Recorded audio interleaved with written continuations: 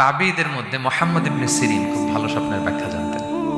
এক লোক এসে মুহাম্মদ ইবনে সিরিনকে বলল যে আমি দেখলাম আমার ছেলে পানি খেতে খেতে পেটটা এত বড় হয়ে গেছে। এই একই স্বপ্ন আরেকটা লোকও দেখল, দেখে এক মূর্খের কাছে জিজ্ঞেস করলো। সে বলল, সর্বনাশ, এত বড় পেট হয়ে গেছে, তোমার ছেলে তো মারা যাবে। ঠিকই কয়েকদিন পরে ছেলেটা মারা গেল। আর একই স্বপ্ন দেখে এই লোক মুহাম্মদ ইবনে সিরিনকে জিজ্ঞেস করেছিল। উনি বলেছেন যে তোমার ছেলে তো অনেক বড় আলেম হবে। ঠিক তাই হয়েছে, ওই ছেলে অনেক বড় আলেম হয়েছে। তো ফাইন্না রুইয়া তাকাউ আলা মা তুআব্বার, স্বপ্নের ব্যাখ্যা তেমন হয় যেমন এটার ব্যাখ্যা করা হয়। রাসূল সাল্লাল্লাহু আলাইহি ওয়াসাল্লাম একবার স্বপ্নে দেখলেন যে তিনি ওনাকে দুধ দেয়া হয়েছে, বাটিতে দুধ খাচ্ছেন, পরে আঙ্গুলের ফাঁক থেকে দুধ বেরোচ্ছে। এই সামান্য একটু দুধ রাসূল সাল্লাল্লাহু আলাইহি ওয়াসাল্লাম ওমরে ফারুককে দিলেন। সাহাবারা বললেন, মাযা আউয়ালতা বিহি ইয়া রাসূলুল্লাহ, এটা তাওয়িল কি? তখন বললেন, আউয়ালতু বিহি আল ইলম, এটা দিয়ে আমি জ্ঞান বুঝিয়েছি। মানে ওমরে ফারুকের আল্লাহ তাআলা অনেক জ্ঞান দিবে।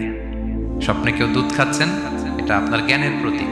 রাসূল সাল্লাল্লাহু আলাইহি ওয়াসাল্লাম স্বপ্নে দেখলেন লোকজন দাঁড়ানো, কারো গায়ের জামা এতটুকু, কারো এতটুকু, কারো হাঁটু পর্যন্ত, আর ওমরে ফারুক জামা একেবারে টেনে হিচড়ে যাচ্ছে।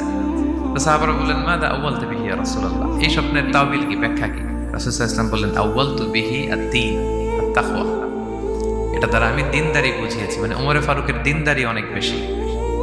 স্বপ্নে কেউ ছোট জামা দেখলে তার দিনদারি কমতেছে, এটার একটা আলাম। তো এই জন্য হুট করে স্বপ্নের কথা কাউকে শেয়ার করতে নেই। রাসূল সাল্লাল্লাহু আলাইহি ওয়াসাল্লাম ফজরের সালাতের পরে মসজিদে নববীতে সালাম ফিরিয়ে সাহাবাদের দিকে মুখ ফিরিয়ে বসতেন, তাসবিহ পড়তেন, এরপর জিজ্ঞেস করতেন, হাল রাআ আহাদুম মিনকুম আল বারিহাতা রুইয়া, গত রাতে কেউ কোনো স্বপ্ন টপ্ন দেখেছে নাকি? তো তখন সাহাবারা এই স্বপ্ন বলতেন, রাসূল সাল্লাল্লাহু আলাইহি ওয়াসাল্লাম ব্যাখ্যা করতেন। সুবহানাল্লাহ, কত সৌভাগ্যবান ছিলেন তারা। তাহলে স্বপ্ন বলা যাবে নাকি কাউকে? খুবই শুভাকাঙ্ক্ষী, আপনার একেবারে ক্লোজ ফ্রেন্ড, তাকে বলতে পারেন। আর অনেক বড় আলেম যিনি ভালো ব্যাখ্যা করতে পারবেন, আপনাকে গাইড করতে পারবেন, তাকে বলবেন। এছাড়া বলা যাবে। আর খারাপ স্বপ্ন তো বলাই যাবে, আল্লাহ তাআলার কাছে পানা চাইতে হবে। তাহলে ঘুমিয়ে ঘুমিয়ে যেটা দেখি এটা কারোর কাছে বলা যাবে না।